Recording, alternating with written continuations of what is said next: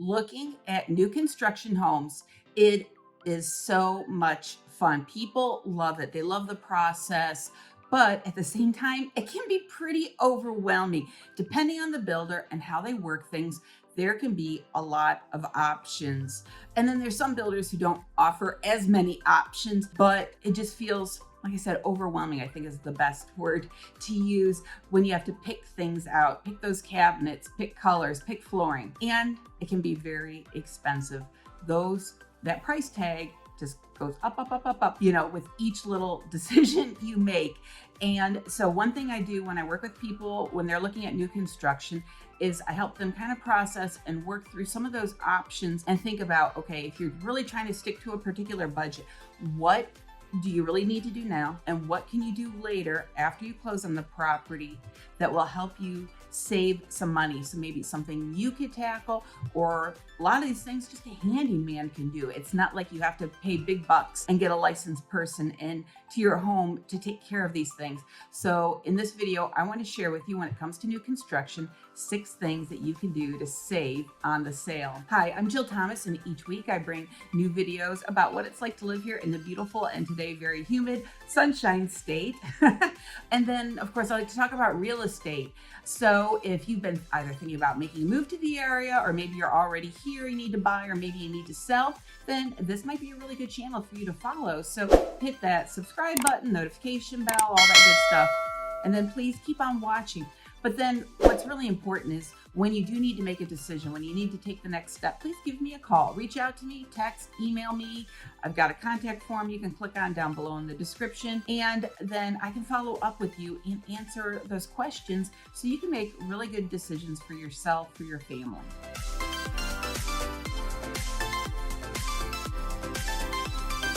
All right, so like I already mentioned, we need to keep in mind that every builder is so different. There's some builders that really don't offer much in the way of options or upgrades and changes, very basic, minimal things. Other builders will let you pick so much down to the color of the grout. And that's where it just really can be so overwhelming for a buyer to make all of those decisions. So what I recommend that you do is you really need to prioritize what's the most important to you. What do you need to have done on closing day, the day you move into the house? What are those major priorities? And then from there, let's think about the things that can wait a day or two, a few weeks, or even a few months. And I know there's peace of mind in just knowing that those things are complete when you close. But like I said, if you need to save a few dollars, if you're trying to scale back and respect a budget, then here are 6 things that you can do to save on the sale. Number 1, faucets.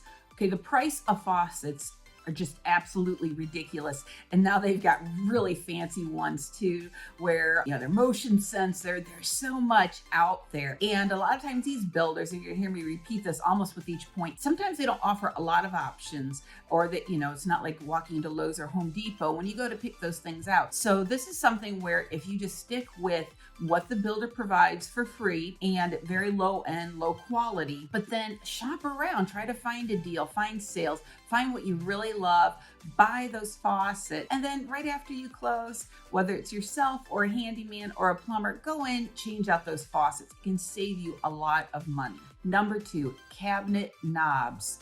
So, you've got your kitchen, your bathroom, all the cabinets, you've got the doors, the drawers, and the number of cabinet pulls that are out there available on the market is just endless. There's so much you can do that can really be a statement piece in your kitchen or your bathroom. But lately, I've been seeing the response from buyers is they're not super impressed with the options that a builder will have. So maybe they want brushed nickel, or like black is in style right now, and then maybe a gold. Well, it's not like there's even 3 or 4 or 5 options within each of those colors.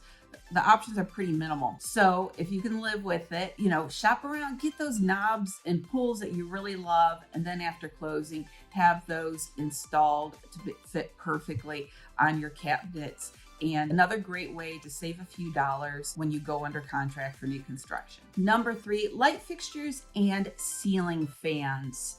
So again, the light fixtures and ceiling fan options from builders are pretty minimal.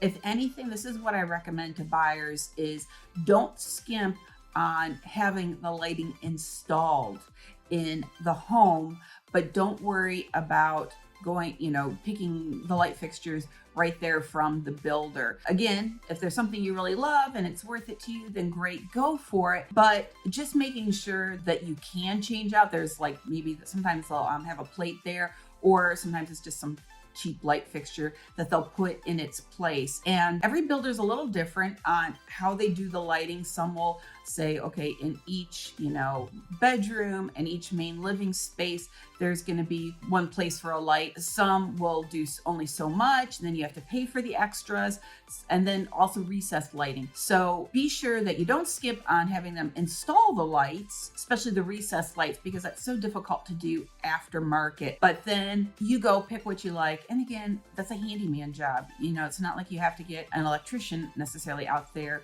to do that work and install those things. So, and then again, so endless options out in the world at all different price points where you can really shop it around and try to get a good deal on those light fixtures and ceiling fans. So again, don't skimp on having light installed, those hookups. Oh, and one other thing too is to have a ceiling fan. That's a different support system than just having a light fixture. So if it's a place where you want a ceiling fan, double check with the builder that a ceiling fan can be installed there, and because it's a different weight situation, different type of brace within the ceiling. Number 4, backsplash. Now a backsplash in a kitchen, or even if you do want to do something special, some tile in a bedroom or a bathroom, a powder bath, or even in the laundry room, I mean, what an awesome statement piece. And so having a backsplash is beautiful.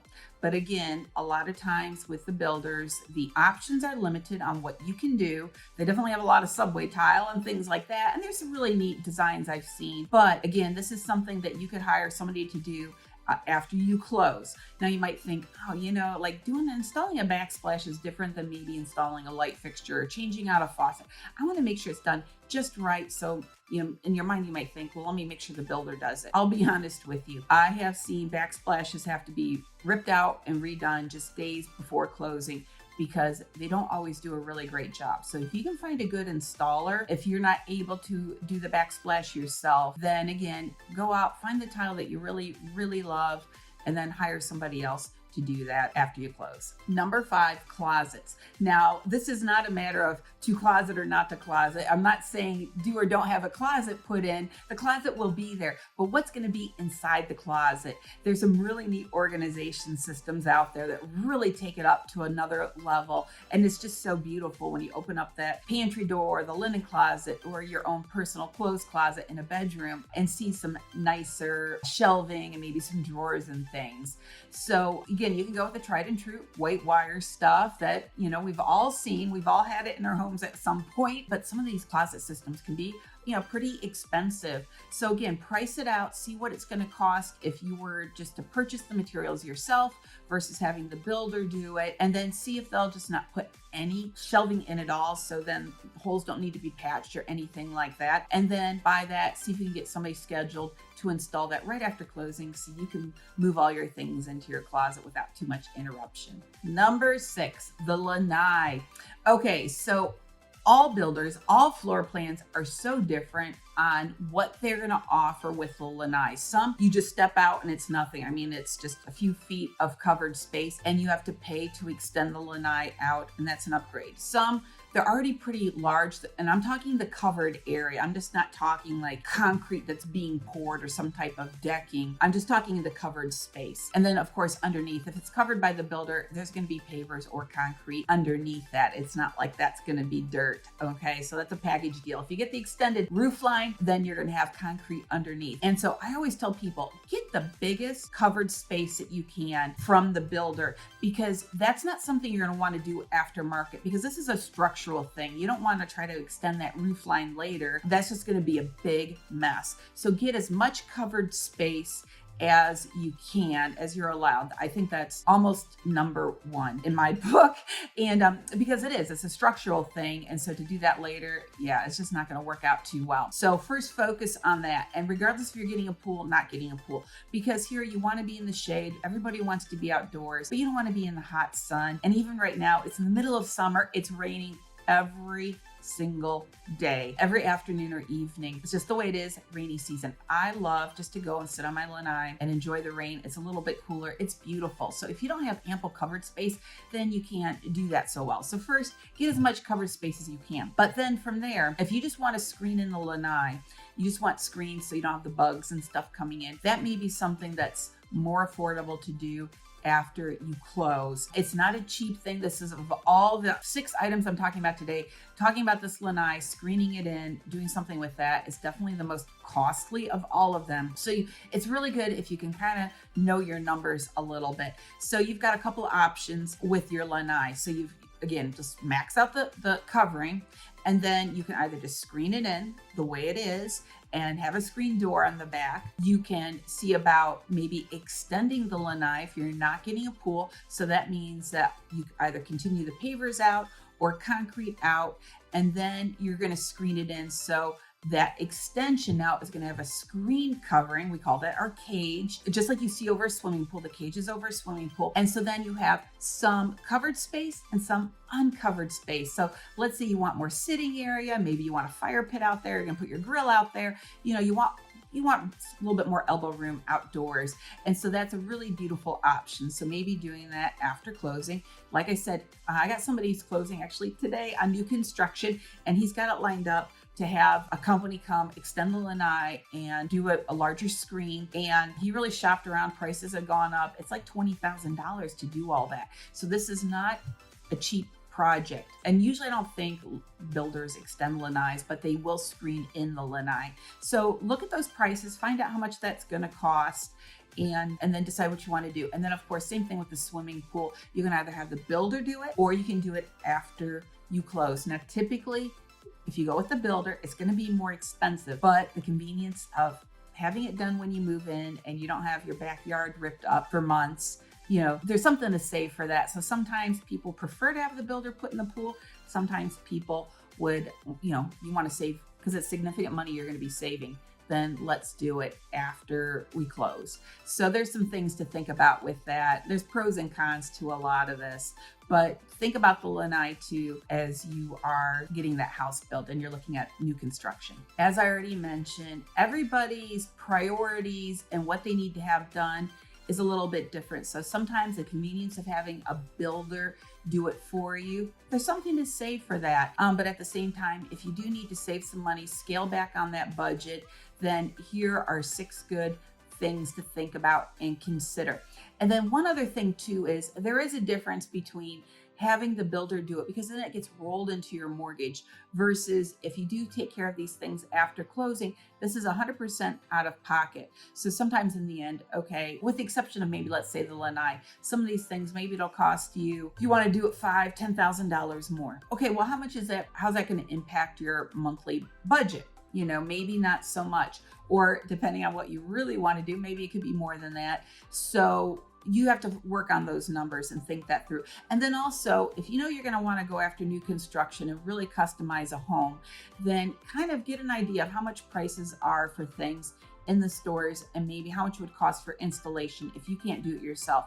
And then let's see what the builder charges, and then that might help you make a decision. If the difference is small, then maybe just have the builder do it if you like what their options are. Because that, again, that's the other thing. Do you like their light fixtures? Do you like their faucets? Do you like their tile? You know, if you don't like it, you know, that's kind of sad if you feel like you're compromising, giving up, you're spending a lot of money for a backsplash that you don't really love. So there's more to it than just, you know, dollar to dollar. There's a lot of other things to think about when you're doing this. So that's why I'm here to help you kind of navigate these waters a bit. So if you are thinking about new construction, I'm here to share some of these ideas and so much more, just based on my experience dealing with so many other buyers and what they have come back to say, oh, I thought this was a priority. Now I'm realizing, oh, I could have waited, or I wish I would have done this and I didn't. So I can let you lean on to those experiences and what other people have gone through and their thoughts, and then you just decide what you prefer for yourself. So is there anything that you've done to help save on new construction, or what are your thoughts with that? Put it in the comments below so other people can learn maybe from your experiences. That's always really helpful to hear. Or is there something you think I missed that should have been on the list? Well, thanks guys so much for watching. I appreciate your time and your support with my YouTube channel. I hope you guys have a really great day. Take care.